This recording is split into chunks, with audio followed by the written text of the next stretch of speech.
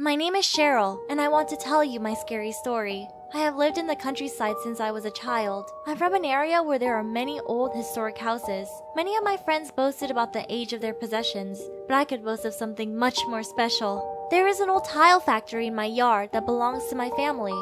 To be more specific, there are several buildings that make up this old tile factory. They stretched across both sides of the entrance to the yard, and although they aroused admiration among my friends, they could be terrifying at night. Often when I came home late, I would run across the yard as to not look at the broken windows and dark entrances. This story happened one winter afternoon when I was walking home from school. There was only one bus every hour from my village, so when I finished school after 8 lessons, especially in winter, I would go home right when it got dark outside. That day, I had to cross the yard again. So as always, whenever I crossed the street, I ran quickly towards the house. About halfway there, I looked up and saw that a woman was standing in one of the rooms of the building, the entrance to which was covered with a white sheet. I stopped. At first, I was terrified and felt goosebumps across my body. Who could it be? However, after a while, when the figure left the room, I noticed that it was none other than my aunt. I breathed a sigh of relief. "Hey, Auntie," I said as I waved at her. She gave me a friendly smile and responded, "Hi, how's school going?" But at that moment, I began to feel that something was wrong. Why didn't she have a flashlight with her? It was dark. I looked at her closely and noticed that she was very pale and her smile seemed forced.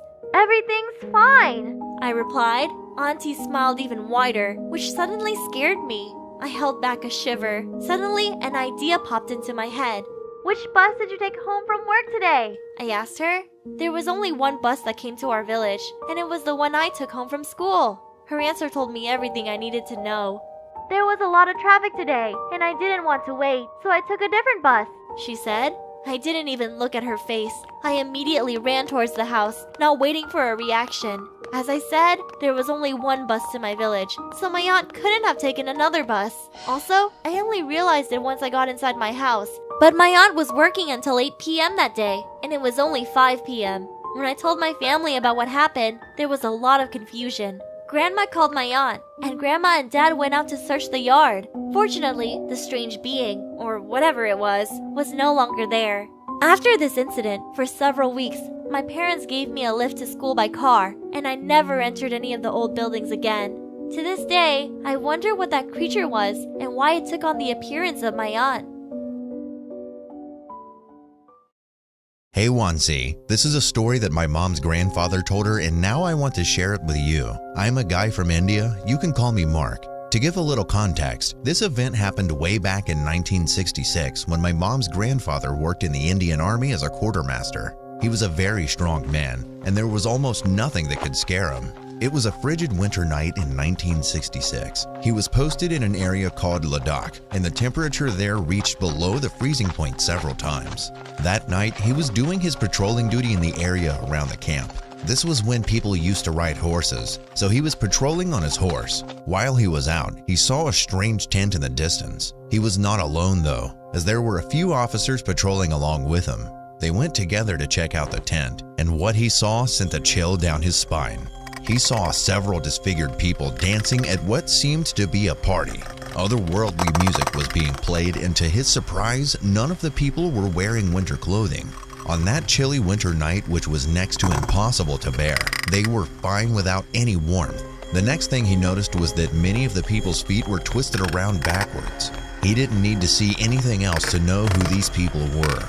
As soon as they saw him and his fellow officers, they shouted, "Hey look, we have some government officers as guests." They then invited them to the party. Though the officers were hesitant, they accepted the offer. The strange people offered to serve them food, but the army officers requested for them to put the food in a bag for later as they were already full. They went home with those bags and when they opened them, found strange meats including some human parts and some unusual bones. The following night, the officers returned to the same place while patrolling, but there were no signs to be found of the people or the tent. It had all disappeared as though nothing had even happened. Hi, my name is Maria. This is a true story that happened to me. I am 15 years old and I live in the Philippines. Just to let you know, I am currently in my 3rd year of junior high school, which in the Philippines is the 9th grade. Our class starts at 12 noon and ends around 6:45 or 7 in the evening. In our country, there is a vehicle we call a tricycle. It is a 3-wheel vehicle made with a motorcycle and a sidecar. I usually go home with one of my classmates, but one day, she was sick and didn't attend our class. Anyways, our class ended late that night, and we all got out from school around 7:10 at night. I was waiting for a tricycle for about 10 minutes, but unfortunately, there weren't any at that time. I got frustrated and decided to walk home, even though our house is far from our school. I was walking for about 5 minutes when a tricycle stopped in front of me. I was relieved, thinking maybe I wouldn't have to walk home, but quickly got scared when I saw the driver. He was kind of handsome. He looked like he was 19 or 20 years old and had black hair. I know you're all wondering why I was scared, and the reason is, he was smiling from ear to ear while staring at me. I was asking myself whether or not I should get into the tricycle or not, but got in after thinking about how late it already was and how far from home I still was. I told the driver my address and he started driving. I was very nervous, so I got my phone out of my pocket and texted my parents the plate number of the tricycle. "How old are you, miss?" said the driver, breaking the silence. I got goosebumps hearing his voice. It was deep and creeped me out. I awkwardly told him I was 15. "You're in 9th grade, am I correct?" he asked. "Yes, sir," I answered. He was asking me personal questions like what are my hobbies, what time do I go home from school, and do I usually go home this late? He was busy talking to me when he saw an old lady on the side of the street, waiting for a tricycle. He stopped the vehicle right in front of the old lady, and the old lady got into the tricycle. The lady told him her address, and the man started driving again. The old lady was busy looking for her money in her big purse, when she suddenly stopped and looked at me. She whispered and told me that her house was not far from here, and she suggested that I stay with her, since she noticed that there was something off with this man. As soon as the tricycle stopped in front of her house, we quickly got off the vehicle and paid the driver. We entered her house and I called my parents to pick me up. I told them what happened, and they quickly thanked the old lady. Ever since that incident happened, my dad has been picking me up from school every night. Months later, my family and I were watching TV when I saw the driver in the news. The news stated that he was a wanted criminal who had killed many girls who had finally been arrested after 2 years. The news also mentioned that he killed girls who were 17 to 20 years old. I was shocked and terrified, remembering how I felt there was something off about him. I was lucky I wasn't one of the girls he killed, and I am very thankful for the older lady who saved me from that man. Until now, I still wonder what would have happened to me if that lady hadn't saved me from that guy.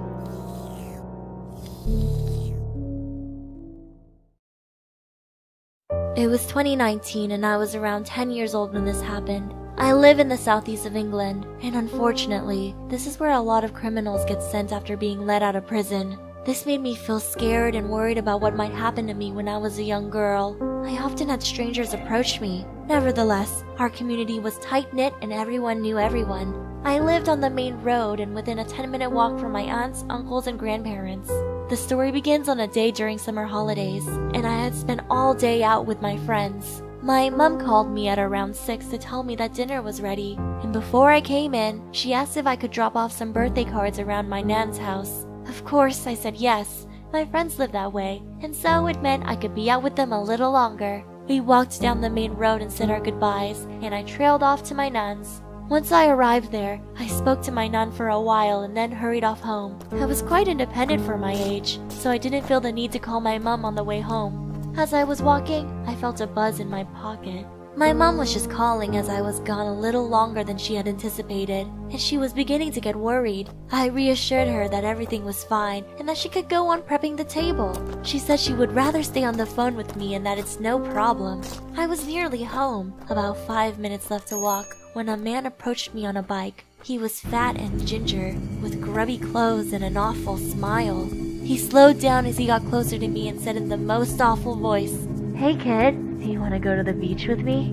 My heart dropped. I froze, not knowing what to say. My mom must have heard the voice down the phone and began to shout loud enough for him to hear, "Hey, who are you?" He must have heard her, as he quickly biked off. My dad came to meet me and walked me the rest of the way home, and obviously all my family was informed of what happened. My granddad said he knew him, and that he seemed harmless, and was probably just trying to be friendly. A couple of years later, we all sat down for a family meeting. The same guy had just been charged for the murder of a young girl. I instantly felt sick and dizzy, and I had to sit down. What if that were me? I cannot imagine what would have happened if my mom hadn't called me that day and startled him off.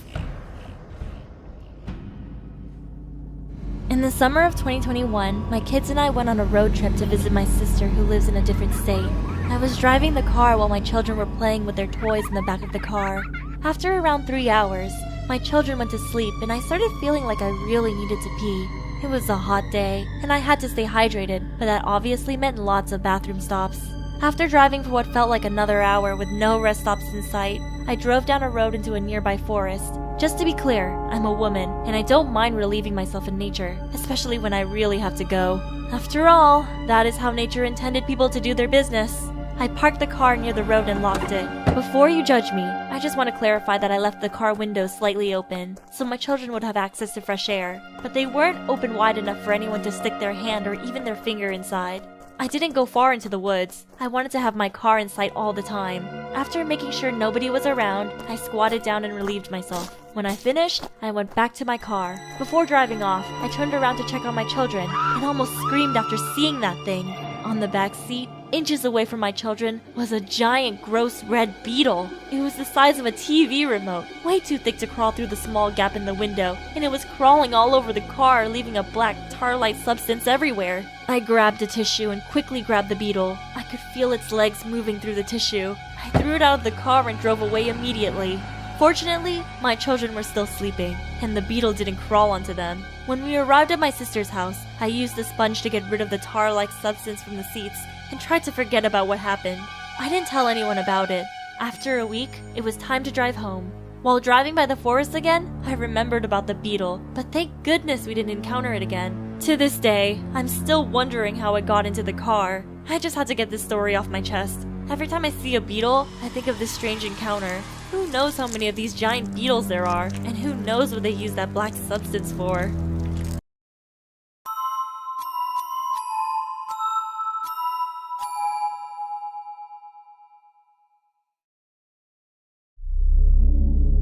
ये एक typical Friday night की बात है, जब मैं अपने college की classes के बाद डोर डैश कर रहा था। मेरे साथ कुछ अजीब हुआ। मैं ये वीकेंड्स में करता था ताकि मेरी लिविंग एक्सपेंसेस कवर हो सकें, लेकिन उस रात को कुछ अलग था। ऑर्डर कम आए, कुछ ऐसे ऑर्डर्स जो कम पेमेंट दे रहे थे, basically waste of time orders. फिर 1 घंटे बाद एक ऑन ऑर्डर आया जो थोड़ा सही था, लेकिन वो 8 मील दूर था, जिसका पेमेंट अच्छा था, लेकिन लोकेशन कुछ सही नहीं लग रहा था। पर ये उन ऑर्डर्स से बेहतर था जो कम पैसे दे रहे थे। तो मैं बिना ज़्यादा विचार किए ऑर्डर एक्सेप्ट करके रेस्टोरेंट गया, फिर बैग लेकर गाड़ी में बैठा और ड्राइविंग करने लगा।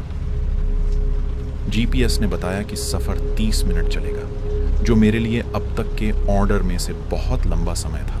कैंपस के जस्ट बाद बहुत से घर थे, लेकिन जब मैं 20 मिनट बाद वाले मार्ग पर पहुंचा, तब मेरे सामने सिर्फ खुले मैदान और खेत दिखाई दिए। उस जगह कोई घर नहीं था, सिर्फ खुले खेत और लहराती हुई फसल दिखाई दे रही थी। मैं थोड़ा नर्वस फील कर रहा था, लेकिन मैं सोचा कि सब ठीक होगा। उन खाली खेतों के बीच मुझे एक घर दिखा जो कि लोकेशन से मैच कर रहा था। मैं समझ गया कि यही घर है जहां मुझे डिलीवरी देनी है। अब मैं उस खाली और सुनसान रास्ते से होते हुए उस घर की ओर, अपने ऑर्डर की ओर बढ़ रहा था। उस जगह की अजीब सी शांति काफ़ी कुछ कह देने लायक थी। मैदान के बीच से गुजरते हुए मुझे बहुत अजीब लग रहा था। भले ही मैं डरपोक नहीं हूँ, लेकिन बिना किसी कारण के घबराहट होना एक अलग एहसास था। जैसे ही मैं सड़क से आगे निकला, तो एकमात्र आवाज़ की जड़ पर मेरी कार की धीमी गड़गड़ाहट की थी। मैंने कार पार्क किया और बैग तैयार किया, फिर कार को वहीं छोड़ दिया और बाहर निकला। वह घर शांत था और वहाँ काफ़ी अंधेरा भी था। बाहर की जगह को रोशन करने के लिए केवल बरामदे की रोशनी जल रही थी। मैं गंदगी भरी घास के बीच से होकर बरामदे तक गया और दरवाजे पर दस्तक देते हुए इंतजार कर रहा था। मैंने पीछे मुड़कर अपनी कार की ओर देखा, जो मैदान में अंधेरे में गायब सी लग रही थी। इसके पीछे एक क्षण का समय बीत गया।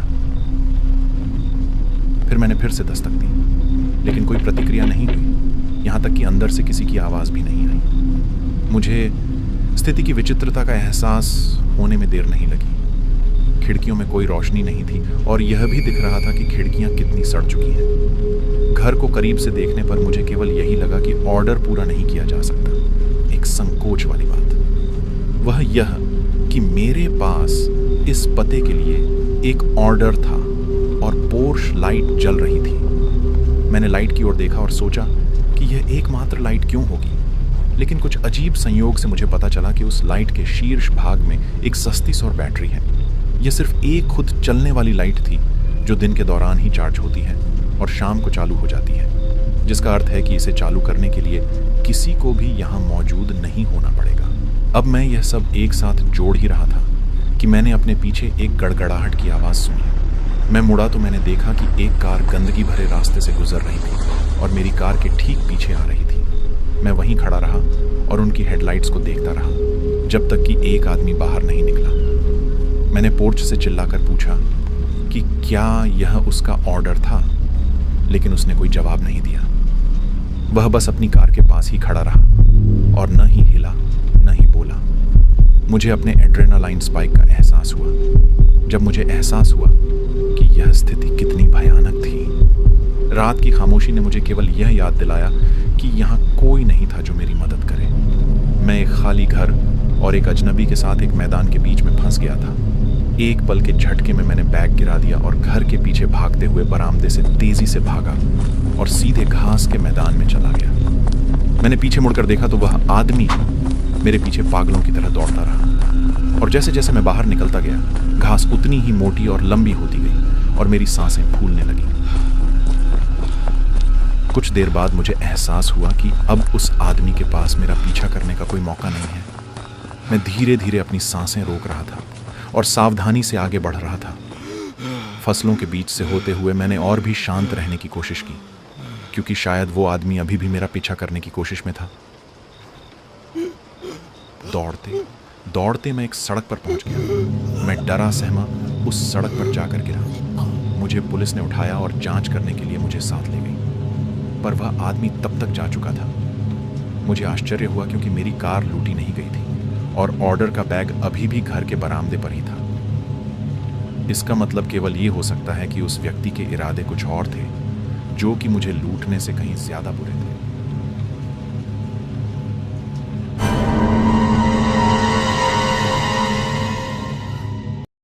This happened to me in 2017 when I was about 15 years old. The day was going all right. It was an average Saturday. I was just sitting on the couch in the living room, chatting with my friends online on my tablet. Besides me, only my parents were home because my older sister was hanging out with her friends. It was around 2:30 p.m. when someone knocked on the door. My mother went to check out who it was, and I looked over to the door, curious to see who it was as well. My mom looked through the peephole and she saw two men outside. One of them was wearing a blue shirt and the other wearing a black jacket. They were complete strangers. None of us knew either of the men, and we weren't used to receiving any visitors, canvassers, or anything like that. So since my mom didn't know them, she asked who they were, but neither of them answered that question. Instead, the man with the blue shirt said they needed to use the house. My mother obviously got creeped out by that response, like anyone would, and she asked what he meant by that. But the man just said that they needed to get in the house, but my mother responded that she was not letting them in and that they needed to leave. The man wearing the black suddenly banged on the door and tried to force it open. At that moment, my mom screamed and I jumped off of the couch. I was completely startled and I was panicking, but also frozen in shock. There were so many things going through my head, and that's when my mom turned to me and shouted for me to call the police. The men hadn't stopped banging on our door, and they started trying to kick it in. Thankfully, the hinges on our door managed to hold it in place. My father heard all the noise and came running from his room with his revolver in hand, yelling and asking, "What's going on?" But then the banging stopped, and we heard the men running away. My mother called the police. They arrived in 15 minutes. We explained what happened, but they said they couldn't do much immediately. None of us knew where they ran to or if they had any vehicle. So the cops couldn't do anything immediately, but they said they would see if they could find anything useful in the few security cameras around the area and talk to potential witnesses. The rest of the day passed by and nothing strange happened, so we thought that everything was okay, and it really seemed to be until the next day. In the middle of the night on Sunday, I was in the living room playing some games on my laptop while voice chatting with a friend on Discord. We were on vacation, so we would play games all night, but then I heard some strange noises coming from outside. They sounded like footsteps. I told my friend I had to go check something and got up. Honestly, I both thought and hoped that it would be nothing. but just in case, I brought my baseball bat with me and went to check on the door. As I was walking up to the door, someone unlocked it from the outside and started opening the door as if they simply had the key. I was paralyzed for a moment, and a man who was about my height but definitely larger than me walked into the house. He was dressed completely in black and had a mask over his face. He seemed surprised that I was there, and he started reaching into his back pocket. It took less than a second for my heart to start pounding out of pure terror. My first instinct was to hit the man on the head with the baseball bat with all my strength, and I did it. It all happened in a second. I struck him in the temple with the bat, and he staggered to the wall. Then, with the adrenaline still rushing through my body, I raised the bat over my head and swung it down at him again, and hit the top of his head this time, and he fell to the ground and didn't get up anymore. But when I saw that right behind him there were two other men, one of them had just pulled out a gun and pointed at me. I couldn't see the gun clearly as it was sort of dark over there, but it was obvious from his stance that he had a gun pointed at me. I confirmed it after I heard him pulling the slide on the gun, and immediately screamed as loud as I could and tried to get out of the way. But the man fired the gun and the bullet barely missed my head. But the flash from the blast and the loud bang were so close to my face that I got dazed. I fell on my back, and my vision was blurry and my ears were ringing. I was desperately screaming for help and crawling away as fast as I could. I could hear one of the men telling the other to shoot me again already. I thought I was going to die, but I managed to bring myself to my feet and run around the corner and out of their view. Everyone in the house had woken up to the gunshot and my screaming, and my father rushed in with his gun. As soon as he saw the men who broke in, he began shooting at them both. I think a bullet hit one of them because he screamed out before I heard more shots and they ran away. They got into a blue car and tried to speed away from our home. My father shot at them again. It didn't hit them, but the bullets hit their car. As soon as we turned on all the lights, we saw the man that I hit with the metal bat was twitching on the floor, and there was a puddle of blood under the wounds in his head. My mother comforted me and told my sister to call the police, but when she was about to, there were already multiple police cars coming. The friend who was talking to me on Discord heard everything and called the police, and many neighbors did the same due to the gunshots.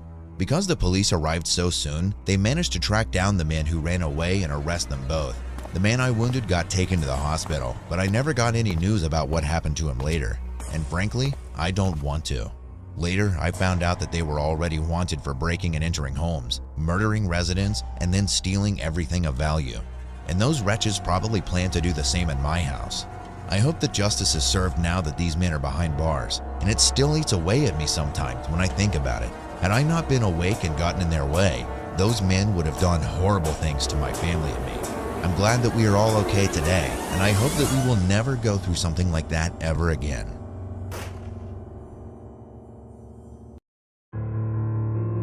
When I was 18, I was very interested in the human soul, so I was always searching on the internet about it, and then one day, I discovered that there was a meeting discussing the human soul, and I decided to go to that meeting with my friend Sean. But when we arrived at the meeting place, there were only 3 people, me, Sean, and the meeting leader. I was a little disappointed, but the meeting leader seemed like a very knowledgeable person. He began to explain to us information about the soul. He said, Human beings each have a soul, but in fact, they can be divided into 2, or the souls of 2 people can merge into 1. In other words, you and I can become one. All souls on earth are ultimately one. I was listening to his story with curious eyes, but when I looked at Sean, he didn't look very good. Sean whispered to me, This person seems a little strange. Let's just go home. But I was having fun, so I told him to stay a little longer. We chatted with the group leader for a while, and eventually I started thinking about going home. Then the meeting leader told us not to go. Sean and I said we had to go and got up to leave. The meeting leader suddenly raised his hands to the sky and looked at Sean while muttering. His eyes were murderous, and he was holding something that looked like a red jewel in his hand. Sean, run! I screamed. At that time, the meeting leader hit Sean on the head with a red gem, and Sean lost consciousness. Then he took a glass bottle out of his pocket and held it to Sean's mouth. Then he said, God, I will take this soul. I will eat it with gratitude. Then he lifted the bottle to his mouth, took a breath of air, closed the lid, and put it back in his pocket. I didn't know if Sean was alive or dead, and I was so scared that my whole body was shaking, and I had a hard time keeping my balance. The meeting leader looked at me and said, I'll give you a chance. If you say you'll give me your soul, I can take your soul away without having to break your head. Now what do we want to do? He took the glass bottle out of his other pocket and opened the lid. I was terrified, but I yelled at him. My head is harder than a stone and it will never break. He then said to me, Oh my, I tried to be nice, but I ended up having to make a hole again. He held out a glass bottle and slowly approached me. The sound of my heartbeat was so loud in my ears that it almost sounded like thunder. At that moment, he again raised his hand holding the red gem upward and tried to hit me. So I tackled him with all my strength and knocked him to the floor. We started fighting, rolling around on the floor, and then I snatched the glass bottle from his hand and hit him on the head with it. The bottle shattered and he screamed, clutching his head. No! This is your house! He cried and picked up the broken bottle with his bare hands. I helped Sean up and we ran away. Fortunately, Sean came to his senses slightly. Then the meeting leader shouted, Oh, you're still alive! My sons, where are you going? There is eternal rest in me! I ran outside and called the police. The leader was arrested and police found dozens of bottles on display in his basement. The bottles had small pictures of people attached to them. When the police asked what the bottles were, he smiled and said, These are the souls I have absorbed so far. They are in my world now, and they will live within me forever. He listed dozens of people's names. I took Sean to the hospital, and luckily he recovered. If I hadn't escaped LaShawn then, I can't imagine what would have happened to us.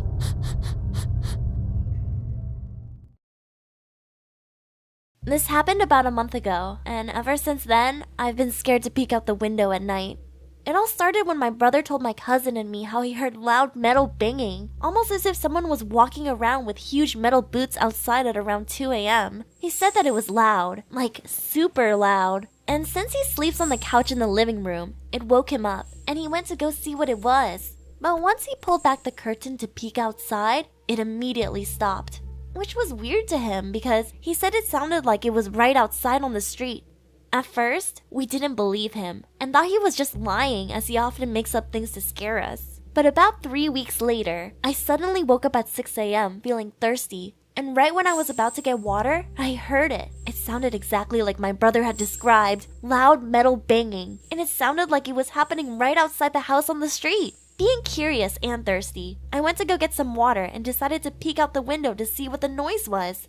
I peeled back the curtain slowly and only let a little crack open, just big enough that I could see what was outside. And then, I saw what was making all the noise. I saw a huge man who was at least 8 feet tall. He was monstrous and looked like a human, but whose bones had been deformed and twisted in ways that no average human could bend them. He was also dragging massive metal chains, and with each step he took, he picked up the chains and threw them on the ground, which was what my brother and I had heard. I was dumbfounded at what I had just seen and turned around to grab my phone and try to record it. But as soon as I turned back around, the noise stopped and the man was gone. I was petrified and decided to run back to my room, and I couldn't go back to sleep after that. When my brother woke up, I told him the whole thing, but he didn't believe me. I asked him if he heard it too, and he said no. Nobody believes me, and I haven't heard the noise since. But I still wonder what or who that thing was and what it was doing walking around in the street. My name is Haley. This story is not about me though. It's about my 67-year-old grandma. Her name is Shirley Hunkins. A few years ago, my grandma and her friends were all anxiously waiting to hear any updates about their friend, as the doctor told them that their friend was likely going to pass away that night due to her cancer. My grandma ended up falling asleep before any calls came, and later woke up to someone shaking her bed vigorously. She was surprised to see her friend with cancer right in front of her. My grandma says she looked beautiful and was wearing a pretty long dress. Her hair was long and flowing, and she didn't look sick anymore. Her friend said to my grandma, "I'm okay now, you don't need to worry." My grandma wanted to talk to her more, but she told my grandma that she had to go. She then went to touch my grandma's hand with a warm smile, and as she did, my grandma felt an electric shock. My grandma looked down at her hand, but when she looked back up, her friend had disappeared. A few minutes later, my grandma got a call and got up quickly to answer it. The call was from the doctor, telling her that her friend had sadly passed away. My name is Bailey. I'm 5'2" and have brown hair and brown eyes. This story happened when I was 13. It was a Saturday morning, and I asked my mother if I could have a sleepover with my best friend May. May had black hair with brown eyes and was also around 5'2". She hesitated, thinking about all the clowns that had been loose and roaming around the neighborhood. It took a while, but in the end, she said yes. I called May and let her know that she could come around 7 p.m. Later that evening, May came over and we jumped on the couch and started watching Wednesday Entertainment. About 20 minutes later, my mom went to the grocery store with my little sister and brother, leaving us home alone. We started getting hungry and decided to order a pizza. Around 30 minutes after we ordered, the doorbell rang. While May went to get the money, I went ahead and opened the door. Behind the door was a tall man, I would guess around 6'1", who was wearing a red t-shirt and black pants. He stared down at me and handed me the pizza. He then asked me, "Where are your parents?" Me being stupid, I told him that they weren't home at the moment. He then gave a creepy grin, and thankfully, that's when May came with the money. I think she could tell that I was feeling uncomfortable, so she handed him the money and closed the door. We ate and then moved to my room after finishing the episode and hung out for about an hour before we decided to go to bed. Around 10 o'clock, I went downstairs to get some water. As I was drinking my water, I heard some shuffling coming from my pantry. I was confused as everyone else was sleeping, and I didn't have any pets that could have made that noise. I ran upstairs to get my mom when I saw something that I'll never forget. My mom was lying on the floor, unconscious. At this point, I was starting to panic. I went back to my bedroom and locked the door. I then woke up May and started filing her in on what was going on when we heard a knock on the door. The knocks turned into banging, to the point where whatever it was about to break down the door. We quietly jumped out the window and landed in the bushes. I then dialed 911 and told them someone was in my house. The cops came about 5 minutes later and started searching the house. Shortly after they came out with a clown. Paramedics also came out with my mom and rushed her to the hospital. Luckily, she wasn't dead, just unconscious. As the police were putting the clown in the car, he turned to look at us and then gave us a very creepy grin. The next morning, an officer came knocking at our door. The officer told us that there had been a clown posing as a pizza delivery man and going to people's houses. The disturbing part about this whole incident was when the police told us they found a pizza box under the bed with a sharp knife hidden in it. He was planning to kill us in our sleep. We were so glad to be safe, and my mom had also returned from the hospital. To this day, I still wonder what would have happened if I didn't go downstairs to get water that night.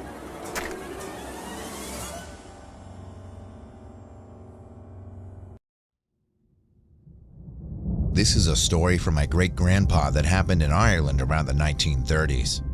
Late at night, my great-grandpa was at his favorite bar in Ireland. That night, he stayed longer than usual.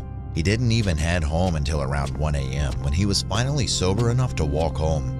He remembered that there was construction happening on the usual path, so the only way home was through the cemetery. He said he was creeped out by how eerily quiet it was and felt that someone or something was watching him. As he was about to leave the cemetery, he heard a man's voice saying, "Excuse me, do you have a light, sir?" He responded, "Yes, I do. Let me light it." As soon as the lighter lit up, it dropped to the ground. He went to grab it, but he saw what made his whole body quiver. As he bent down to grab the lighter, he saw hooves that didn't belong to a horse, but a goat. They were huge and there were only two, like a human's legs. As he looked up, he was horrified, and the only words that could be used to describe it were, "that thing." Once he realized what he was seeing, he ran so fast that he couldn't even remember what happened afterward. After that night, my great-grandfather never left that bar after midnight. He doesn't know what he saw and talked to, but he knows for sure it wasn't any type of natural animal or human. He thought it might have been a demon or even the devil itself. He never knew, nor did he want to. My sister and I loved going on camping trips. We often went on drives far away from home to reach our favorite campsite near Lake Lanier.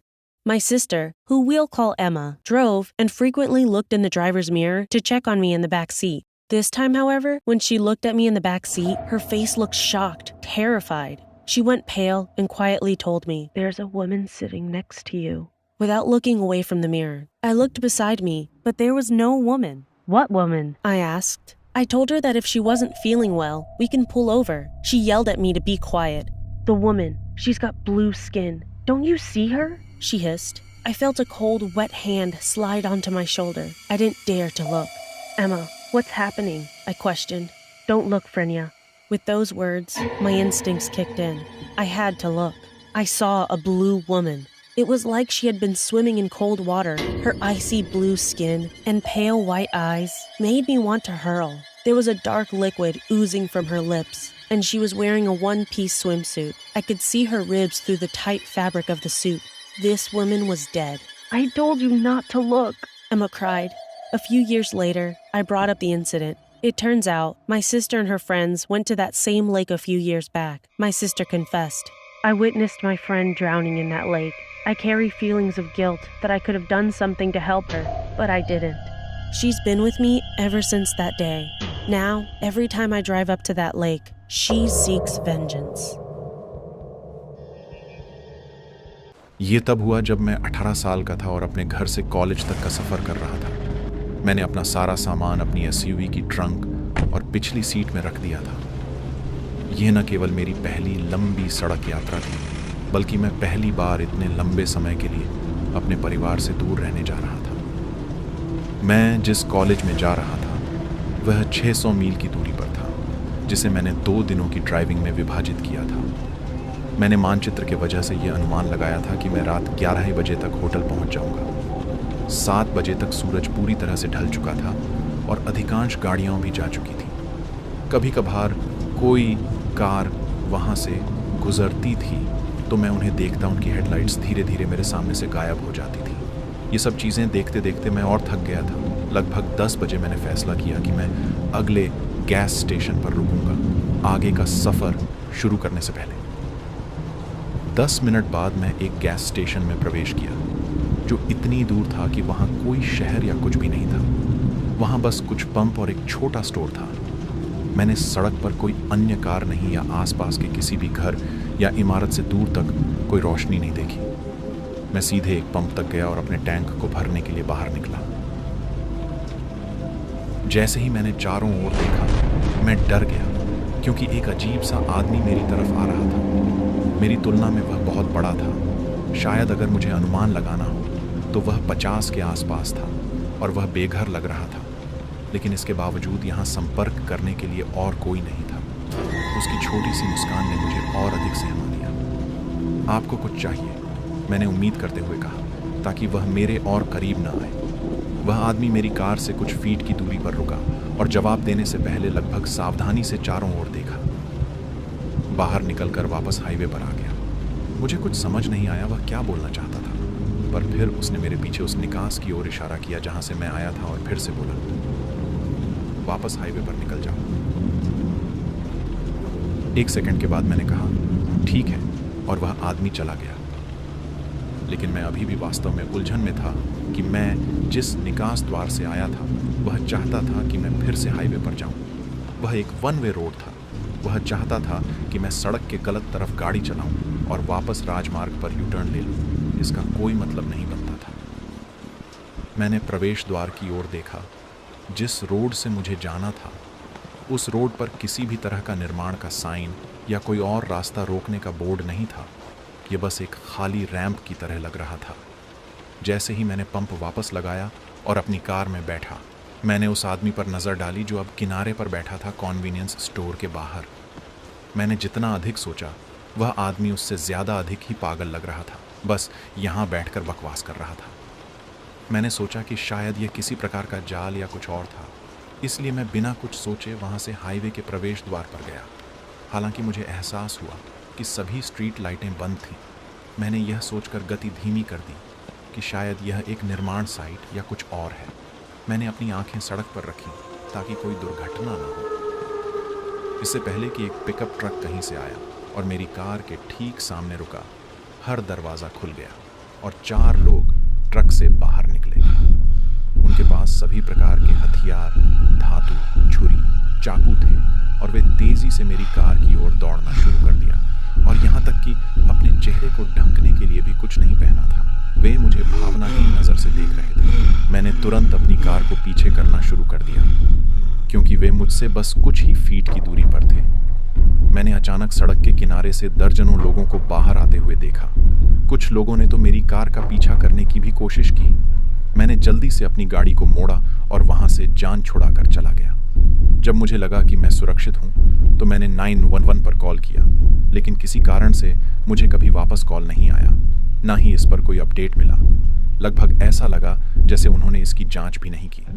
मैं आज तक इस सोच में हूँ कि gas station पर मुझे उस बूढ़े ने शायद इसी वजह से यू टर्न लेने बोला था और मुझे उन सभी से बचाने की कोशिश कर रहा था। मैं खुद को भाग्यशाली समझता हूँ क्योंकि मुझे नहीं पता कि वह क्या था या वे सभी क्या करने की योजना बना रहे थे। I'll be the first to admit that I used to be a major asshole. I used to make a living as an armed robber. No joke. And I was mostly targeting big chains with cash that was on site. This is sort of a confession. Their employees never gave a crap to really do anything, whereas you rob a mom and pop shop and you tend to get less mom and more pop, pop, pop, if you know what I mean. I'm trying to make light of it, but either way, I robbed places because I was addicted to heroin. I did just about anything and everything I could get my hands on, but my main thing was H, and to get it, I had to roll with some pretty terrible people. It wasn't so bad if I was around my home turf. I knew the right places to go and the right people to talk to. But whenever I was off on business, which tended to be frequent as you don't want to poop where you eat, as they say, I had to attach myself to certain other folks if I wanted to get what I needed. And I mean it, man. I rolled with some very scary dudes back in the day, but none as scary as Tyran and Lash DeFore. The one and only time I met one of them was when I was down in Georgia, running drugs for some biker gang down there. The DeFores used to make this really killer meth, military-grade shit, but they only ever sold in bulk from this compound that they had out in the sticks, and they only ever met you in this one place, away from their cookhouse so no one could find it. It was hard to get a hold of them, even harder to put an order in for a shipment, as they usually sold everything to this group of guys down in Florida to keep their profile low. But this one time, I get told to drive out to that drop site and wait until either Tyran or Lash showed up with the shipment. And so, I drive out to the place, wait there a while, and then this big shirtless dude comes walking out of the woods carrying a backpack. The dude is covered in tattoos with what looked like a really bad hair dye job, but what I later learned was the fumes from him cooking so much bleaching his hair. Anyway, he walks up, looking like I'm something that he found on a shoe, and we make the exchange before he starts asking about people that I'd never even heard of. And the dude was completely whacked out on something, because he kept staring at me in confusion whenever I'd say, "Dude, I don't know who you're talking about here, sorry." He seemed mad at first, like I was lying to him or something, but then on his last name he just started laughing as if to be like, "Whatever, dude." And after that he walked off back into the woods to wherever the hell his compound was, and I drove back to the shop to drop the shipment and collect my payment. A couple of hours later, I'm linking up with a buddy of mine to score some H when I start telling him about the creepy spacey dude that I met out in the woods.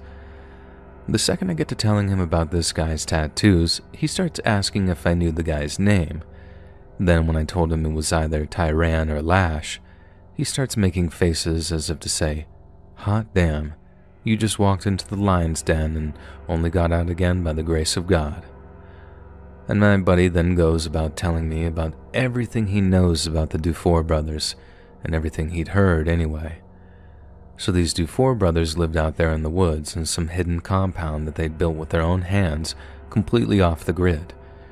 It was just a lab, cookhouse at first, and all the necessary equipment, but I guess they got sick of driving to and from all the time, and decided to just live out there full time so they could work whatever they wanted to, day or not, without any interruptions whatsoever. And according to the guy I hooked up afterwards to score some H with, the way the Dufour brothers guaranteed no interruptions was to booby-trap the surrounding area with the kinds of stuff that you only see in Vietnam movies. Spike pits, swing and trigger traps, and they even had tripwire grenades strung up in the trees where only Lash or Tyran could see them. I was told that every so often a deer would trigger one of the traps, and that mostly that's how they got their food. But to keep the people at bay, the Dufours had to get a little more creative. The devil traps, I heard them called bird traps too. They look like those little stickmen things from the Blair Witch movie. I don't know how creepy people would find them these days, that movie's 25 years old now, but they sure would have worked on anyone who'd seen that movie.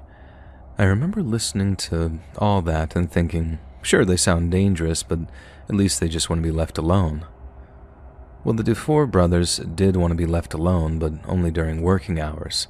The trouble was, they weren't exactly the men-about-town types. Both had multiple warrants, so they couldn't exactly stroll into town for a few cocktails without cops throwing their butts in jail. So instead of going to the party, the Dufours brought the party to them. And they were swimming in cash. Crystal, they sold LSD, so they used to get a whole bunch of girls out there to spend a few days with them whenever they wanted to party. Professionals, you know what I'm saying? They were there to smoke bowls and get paid, but they always got way, way more than they bargained for. No girl ever went twice. They wouldn't. They had to get these new girls in, ignorant ones, or ones who knew that they could spend a few days getting high as a kite, if they could only put up with Tyran and Lash's proclivities, I'll just say. My buddy said that he didn't know exactly what they used to get up to, but that he had heard from one girl that the Dufour brothers liked scaring girls that they had delivered to them. They used to dose them up with a bunch of drugs, and then do all kinds of things to them, try to make them lose their minds. I heard some really weren't ever the same again, and that some of them disappeared afterwards, wanting to get as far away from the Dufour brothers as possible. I heard they were into some weird religious stuff out there too, something like Santeria, but probably a lot more like devil worship by the sounds of it. Supposedly, Lash and Tyran used to get high as hell, light fires, cut the heads off of animals they trapped, and then drink the blood in these messed up, meth-fueled ritual-type binges. They had all kinds of old books lying around on witchcraft and Satanism and how you can, open up portals with your mind if you think on it real hard. All kinds of crazy crap like that. I think Lash had all sorts of devil tattoos too. It wasn't just a style thing for him. They really believed it. I mean, they always said those boys were crazy, and with all the drugs and crystal meth out there, I can believe they smoked themselves onto another friggin' planet. Another time, someone had to go back to their compound for some reason, and after avoiding all the booby traps and all of that, they found Lash Dufour had a friend with him. Whoever it was hadn't seen this new friend around before, which was weird because it was usually only people they really trusted that ever saw the compound, and he'd been working with them for a year by then, so that was to be expected. But then, to see this young-looking kid, maybe 19 or 20, sitting there all whacked out looking like he was having a bad trip, that gave our visitor all kinds of bad vibes, especially when he saw how Lash was messing with him. The kid didn't seem like he was having fun at all, and he even got up and tried to get away. Lash just started laughing, tripped the kid up, and then threw him back on their outdoor couch before telling him to stay put. Lash was always messing with people like that, I mean. He loved doing it with hookers, and he'd do it with his friends, too. And the only thing was, the kid's face was on the news for weeks afterwards. He went missing, and never showed up again. Then there was this one time these two guys tried screwing the Dufour brothers over. Very sly, too, slipping them a few fake bills into a stack. Anyway, it didn't slip by them, but instead of going after him and taking what was theirs up front, the Dufour brothers pretended not to notice. They went along with it, really made the guys that they were selling to, making them think that they were idiots. And then one day, the boys invite their business partners over for a few drinks and no one ever sees them again. I heard Tyran still talks about their skulls, like he gets all messed up on whatever they got over there and then just stares at them, laughing sometimes like they're telling him jokes that no one else can hear. After my buddy finishes telling me about the Dufour brothers, I think about every hair on my body was stood up on end, knowing I'd avoided a similar fate to some of the other poor folks that had made it out near their compound. Made me real glad that I only ever had to deal with them that one time, because get on those boys' bad side, and I don't think I'd ever gone anywhere near the state of Georgia ever again. There's some real psychos out there in the world, and the less time you spend around them, the better.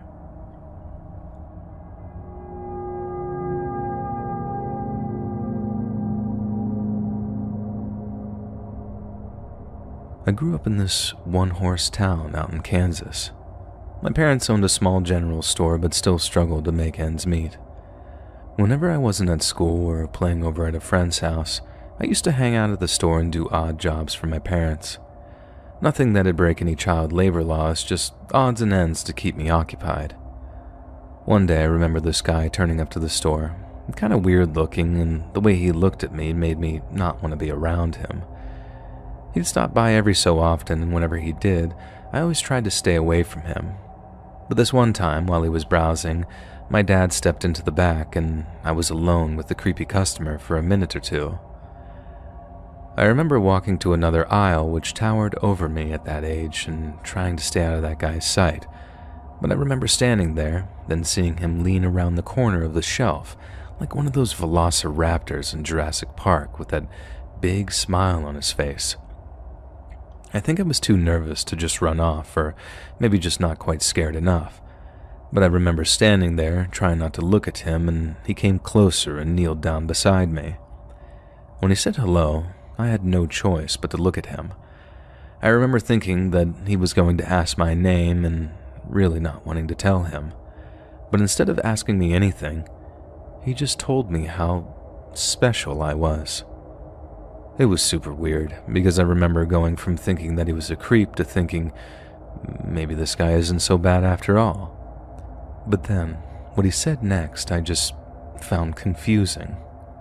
He told me, "Little ladies like you are the most precious thing in the whole wide world," he said. "And the key to everything is right inside here." And as he said that last part, he poked my tummy soft with one finger. I wasn't scared, I was just confused. He obviously didn't mean any harm, but at the same time, I knew he was still a stranger and not to be trusted. The guy paid for his stuff and left, and I waited until he was out of earshot before telling my dad about what the man had said and done. I was also confused as to why my dad seemed so angry, and it was Mom who had to explain that it wasn't okay for any stranger to touch me anywhere for any reason at all. They told me that I did the right thing, and apparently the guy came back a few days later only for my dad to chase him out of the store and tell him to never come back. A few years go by and I was still too young to really remember this, but Mom and Dad said that one day the creepy guy's face was all over the papers after state troopers had raided the house that he lived in out in the middle of nowhere. He was living out in some old house with no electricity, no running water, basically living like some doomsday prepper completely detached from society. And with him were a bunch of female relatives, ones that he was inbreeding with. I think they must have rescued about half a dozen of those girls, most of them products of incest, and even though it was a huge story, my parents managed to keep me pretty sheltered from it until I ended up finding out on my own. I was much older then, but it wasn't much easier to take realizing what the guy meant when he said, "The key to everything is right inside here." And it makes me sick to my stomach that people like that are just existing out there like they do. And it makes me feel even sicker that I had one of them lay his dirty, rotten finger right on me. I suppose he thought that he was letting me in on a little wisdom of his, when really, he was showing me what a sick, evil bastard he was deep down.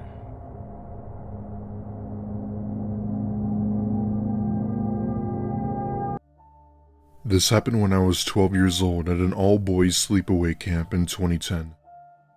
It was nicknamed Camp Boone in the Carolinas and was a one-week camp for kids who were mainly into the outdoors. It's a really nice camp in the middle of the woods with lots of streams, hiking trails, and even a big lake. It wasn't exactly Boy Scouts or anything, but just the sheer desire for kids my age to have a good summer.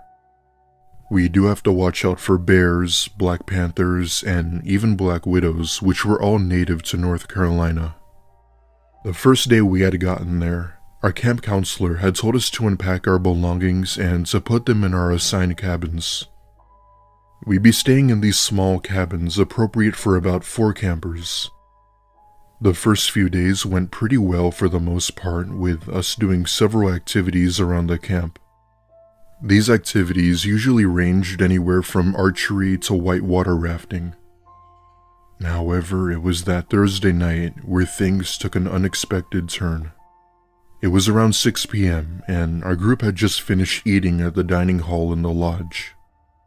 After we had eaten, our camp counselors had gathered our group to go roast marshmallows by the fire pit. Now, the way that this fire pit is set up is that it's located a little ways away from the camp in the woods. Basically, you had to go through this trail that led into a large clearing, and in the center of that was the fire pit. In other words, it was surrounded by a bunch of trees which could easily catch on fire. We all sat down on the provided chairs around the campfire where we had begun sharing stories and making s'mores.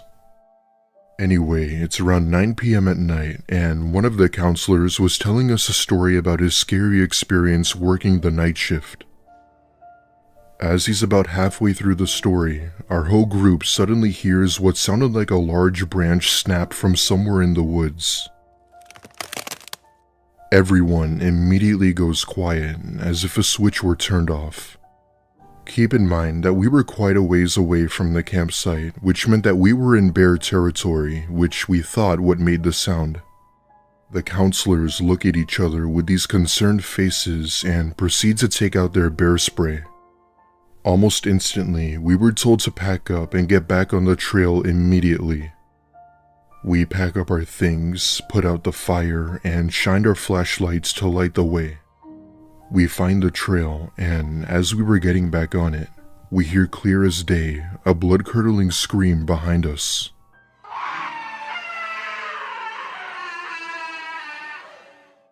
Almost instantly, everyone comes to a complete stop, and we shine our flashlights by a few trees where we heard it.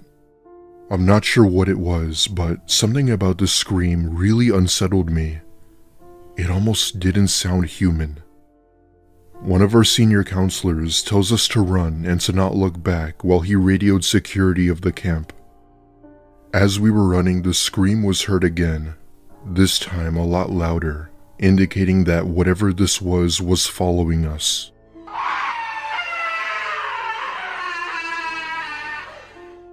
We run for a good few minutes with some of the younger campers nearly crying before we got back to camp.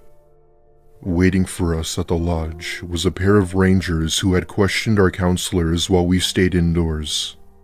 Rangers and the SOC had went to the area where we had heard the screams but were unable to find anything. This meant that whoever or whatever it was never followed us out of those woods. For those of you who don't know what the SOC is, it's basically the Police of the Woods, which stands for the Summit Operations Center. They basically get dispatched for situations if someone goes missing, a threat to the camp, or any natural hazards.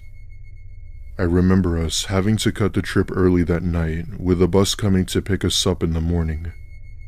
Our parents were obviously informed about what had happened, with some even pulling their children out of the camp program. It was a sad turnout, but at the end of the day, I could understand why they chose to. I stuck around with that summer camp for a couple more years before finally leaving once I got into my high school years. What was once a nice summer camp full of awesome activities, only to be turned into something much more upsetting. Up until now, that day still brings back those memories of what happened. I have a few theories as to what actually happened that night, but they're too complicated to explain. This just goes to show you that nothing good happens in the woods.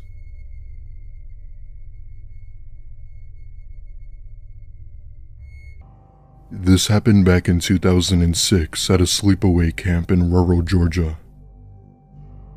I was around 13 years old, and it was the midsummer, meaning no school for a whole 3 months. I'd always go to sleepaway camp every summer, and it was a pretty good experience if you wanted to get out more. It was a 5-week trip, and for the first 2 weeks, things went pretty well with tons of activities us young teens would be into. One night, one of our head counselors had told us that we'd be doing an optional early morning activity. It was an annual ritual the campers did called the Polar Bear Ice Challenge. Basically, how it worked was one of the counselors would throw in a watermelon at the bottom of a lake, and the first person to find and grab it won a prize. However, the only hazard was that the water was extremely cold, even during the summer. It was a meaningless activity, but we enjoyed doing it. The next morning at around 6 a.m., the campers who had volunteered woke up and 2 of our counselors led us to the lake. The counselors lined us up on the dock and explained the rules. No teaming, no horseplaying, no fighting, etc. That being said, he grabbed the watermelon, threw it into the lake, and blew the whistle. We all dive in and were met with the extreme coldness that almost caused us to get out. I tried diving back into the water to try and feel for the melon when something grabs my foot and starts pulling. Figuring it was another camper, I tried resisting to make him let go. It was then when I realized that whatever was pulling me didn't feel like a hand. It felt so abnormal, I couldn't see what it was. After what seemed like forever, I managed to go to the surface where I could see all of the scouts on the bank looking at me. One of the counselors immediately realizes as to what's happening and dives in and manages to make whatever was drowning me let go. He pulls me to shore and everyone is questioning me, but all I could tell them was that something had pulled me. The 2 counselors look at me, and my ankle is bright red. We go back to camp where my parents and a health assistant were called. The staff at the camp had dismissed the redness as a rash, but none of us bought it. I haven't been back to that site since, and I'm not sure if I ever will. I still don't know what it was that grabbed me, but I sure as hell don't want to find out. It wasn't until a couple of years later where I had brought it up over dinner with my family. My mom and dad looked at me wide-eyed and told me something I didn't know. As it turns out, there was someone who had lived nearby and went into the lake trying to mess with people. He did this by using a metal wire, which is why my ankle was red. That whole campground closed down because of it and was unable to reopen until the investigation was over. She says I should be very grateful we weren't in that water for too long, as it could have been a whole lot worse. That was the scariest thing that's ever occurred in my life.